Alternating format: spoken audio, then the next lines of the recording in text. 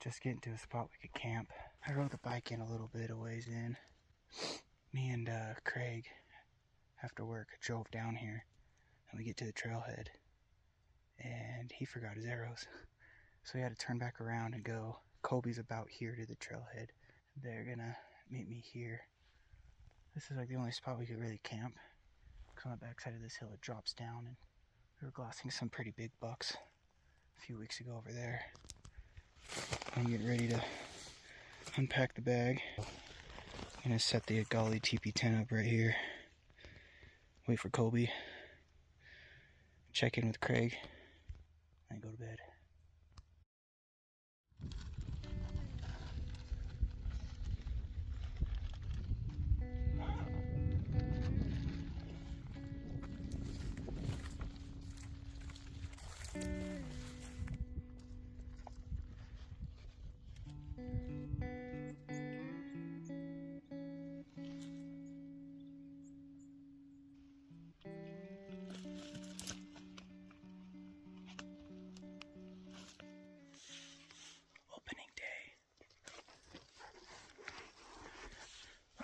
This morning, 5:30 a.m. Craig was just arriving in camp. We got ready and we hiked to this knob. We weren't turning anything up, other than a few doe that Kobe glassed up. We then decided to head to another knob. We started glassing there, didn't turn anything up but a few elk. Then we kind of split up. Kobe and Craig are just behind me a little bit here. And I just had a feeling to come over here. And so far, I have one buck in front of me here. Came walking up from the bottom. A little small for what I'm ready to shoot right now. That's pretty cool. I had a feeling like if I would sit here, there would be a buck that'd come through here. So, hopefully something else comes through. Well, woke up this morning, bright and early, got to the first glassing spot. We were worried some hunters might be over there. Sure enough, a group of two and a group of four came through. So we moved to another glassing spot where we thought some bigger bucks were. And we had some elk hunters drop right below us, calling like crazy. Spooked the whole canyon out. Then we got a text from Ross. Ross almost killed a buck. Came over, tried to check on Ross. And then Colby glassed up some nice bucks way across the canyon, and we're trying to decide if we're going to go after them or not. So far, that's been our morning.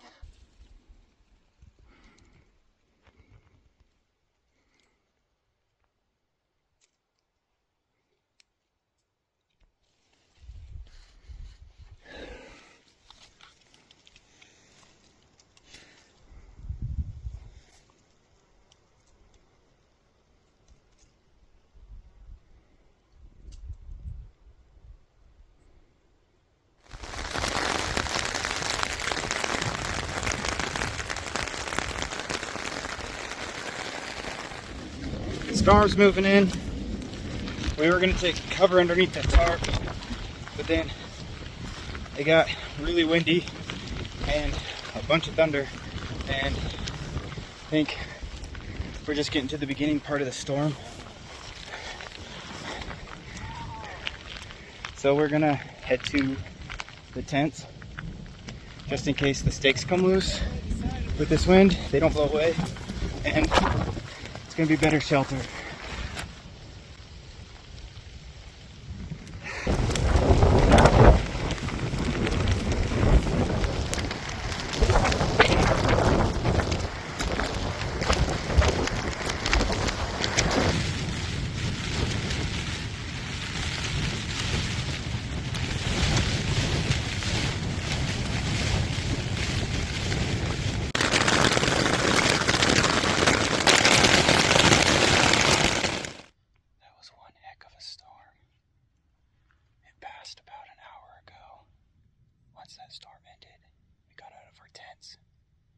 secured our tents for the next storm that looks like it might be coming in a little later.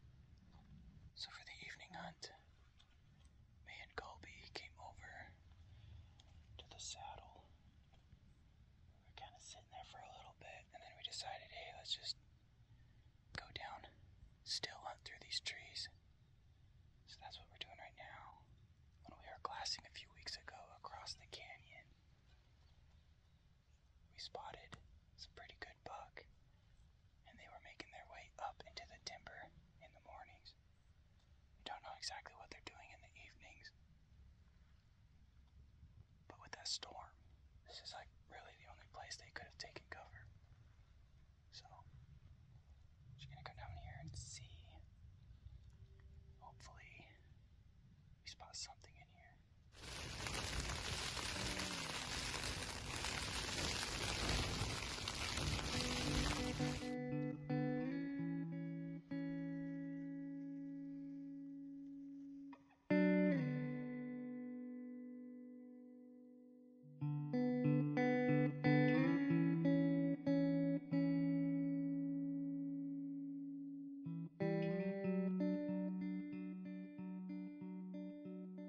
Dude, we would have been packing in right now.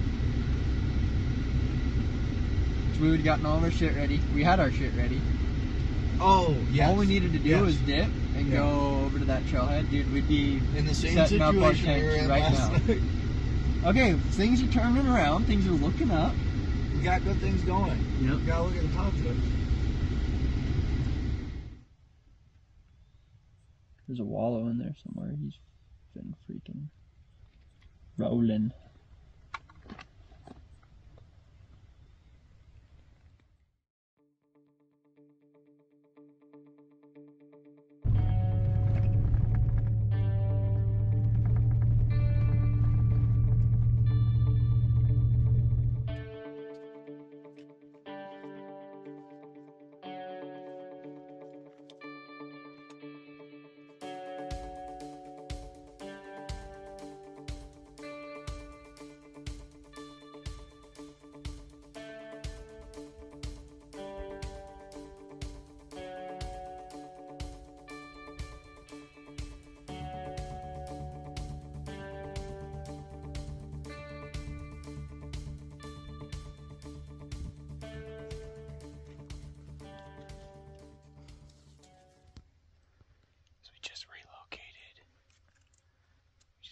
Spot early in the morning, and we immediately started seeing a few deer.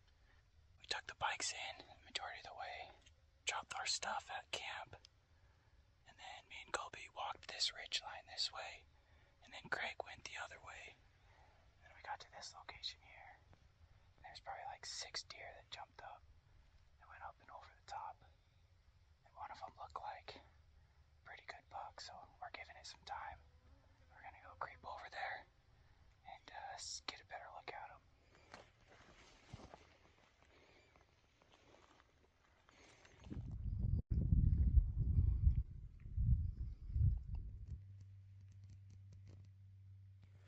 Quick little recap of the morning hunt. We weren't able to relocate that buck that we jumped. We did end up making a little stalk around the knob and then went peeked up and over, but we couldn't find him. So we decided just to kind of glass that area, but we didn't really turn anything up. So now we are headed back to camp to refill our water bottles, eat some lunch, set up the tents, and then in the evening we're going to head back to that point and go a little bit further and glass. Hopefully either find that buck or another buck.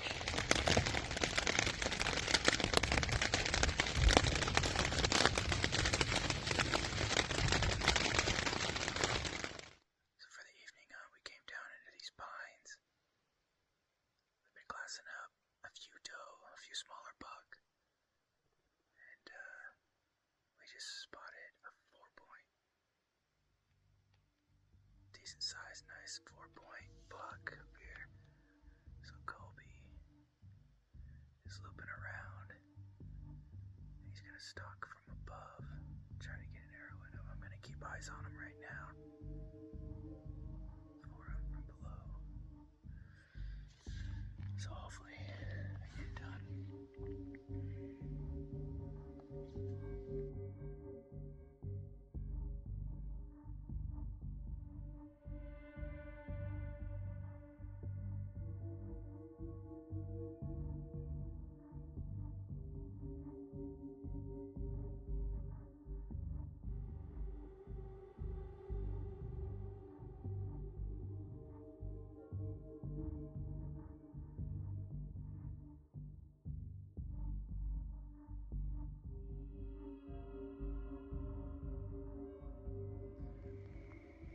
Dang it.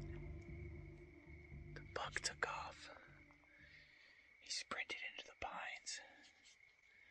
Colby was pretty close to him. I don't know if the wind swirled or most likely the deer probably caught movement from Colby's position or something, or heard him. Something. Man, that was fun. I'm gonna go meet back up with the boys. Go to camp. Change your location. Hasn't been too bad. It rained on us a little bit. But other than that, can't complain.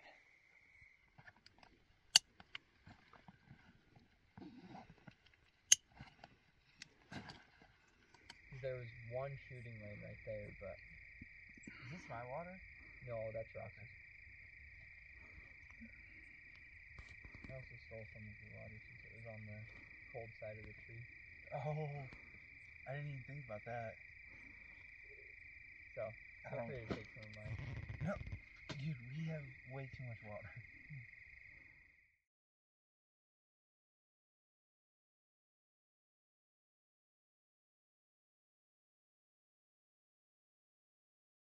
There's a dead tree that's sticking out on the ground. It's got two crazy branches.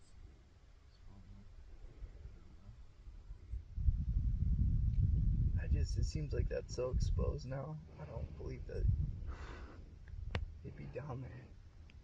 Kill a big deer with a bow.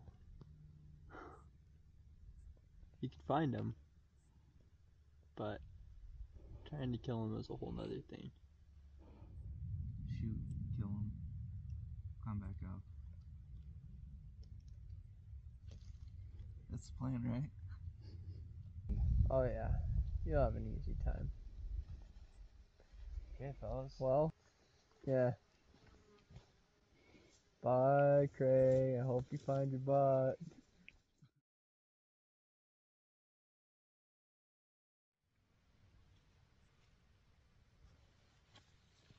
So earlier this morning, Colby and Craig spotted some pretty good bucks. Craig decided to stalk in to position where he last saw the bucks that he located. And that's where he's at. He's been there pretty much all day.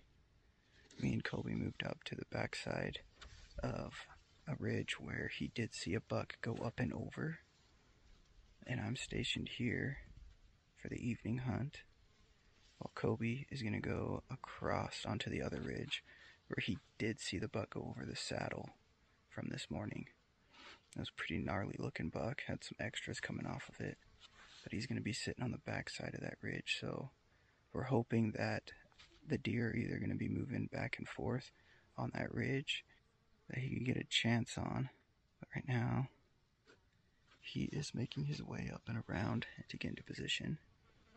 And I'm going to glass for him over here to see if anything's going to be moving up towards him. But I also have a spot over here where I could have up to a 75-yard shot on anything that's coming through this saddle here. So, fingers crossed. Hopefully one of us gets a buck down.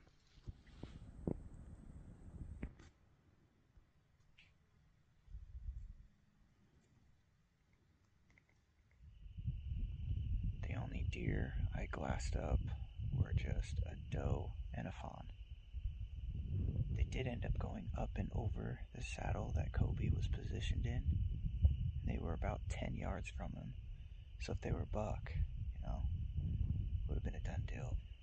We're going to meet up. Colby's coming down the ridge right now. I'm going to take his pack up and I'm going to meet him up on top of this knob, and then we're gonna make our way to camp, eat some dinner, see what Craig was up to, and then go to bed. Can't believe it's almost over, man. The trip, not the hunt. Yeah. We got a long time left to hunt.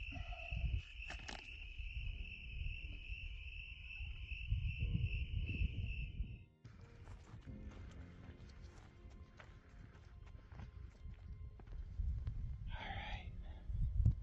Last morning of the trip. We all split up. Woke up early this morning to hike in to get in position. Goal is to glass up a buck to go after today. Let's see what happens, guys.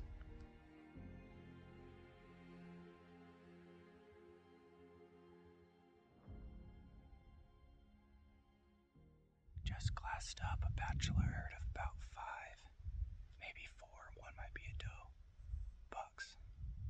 And one of them is a tank. Like 3 of them, I would say, are shooters, but one of them's like a pretty nice buck. So I called Kobe over. He was just on the other side of this ridge, and just kind of looking at them. Hopefully they bed. Right now they're kind of cruising. Holy smokes, there's more than 5. Yeah, they just keep popping out. If we could get one to bed, we'll make a move. They're a little bit of ways off, but if they don't bed in that thick, crappy brush, we might be able to make a play. If not, we'll get into position and wait for them. This brush just makes stalks a little bit difficult. Not saying it can't be done, but just have to wait and see. Got to give it all of our efforts, so hopefully.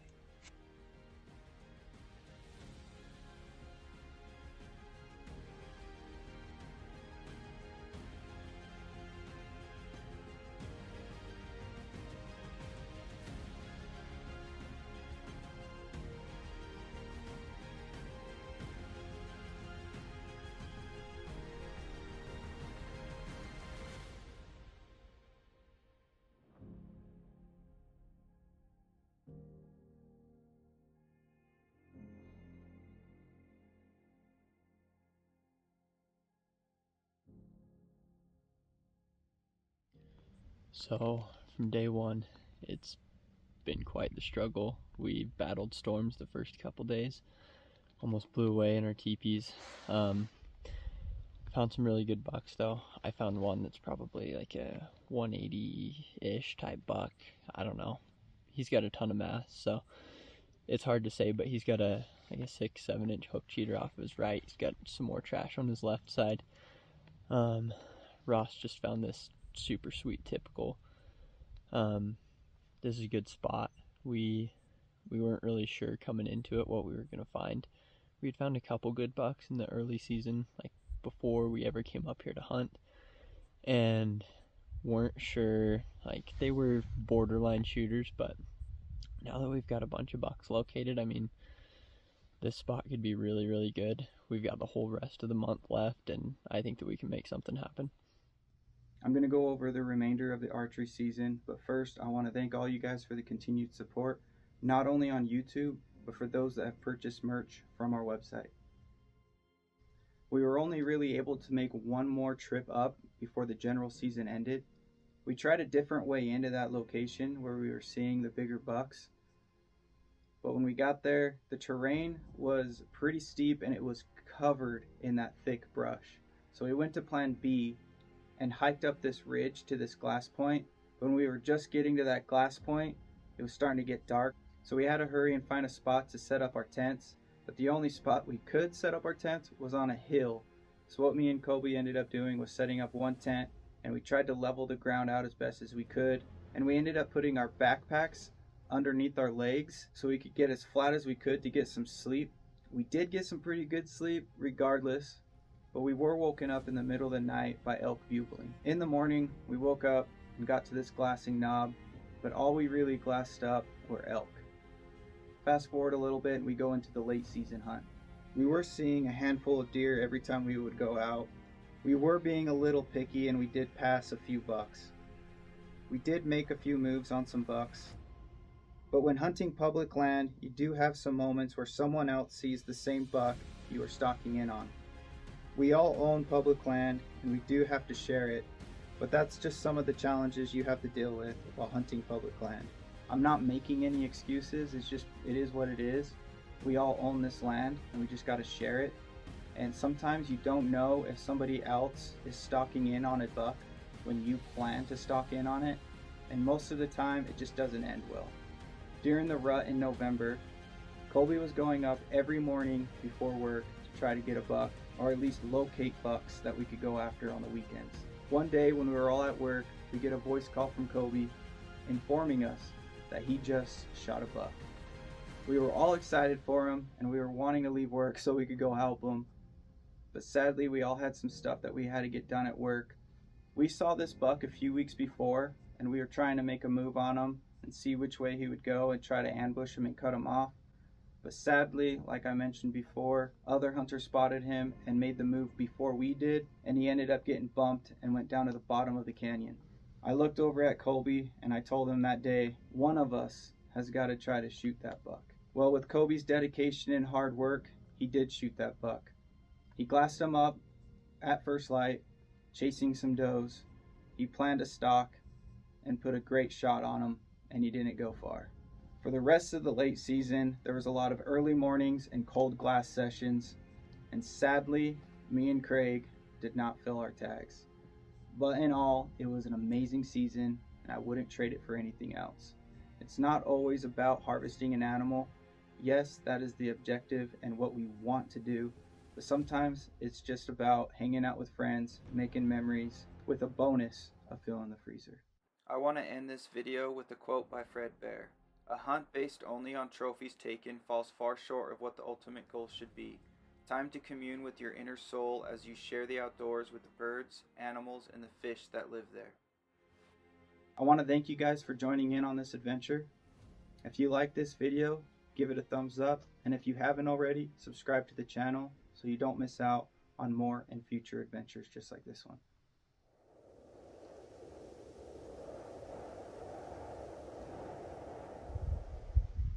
And then I had to take a shit.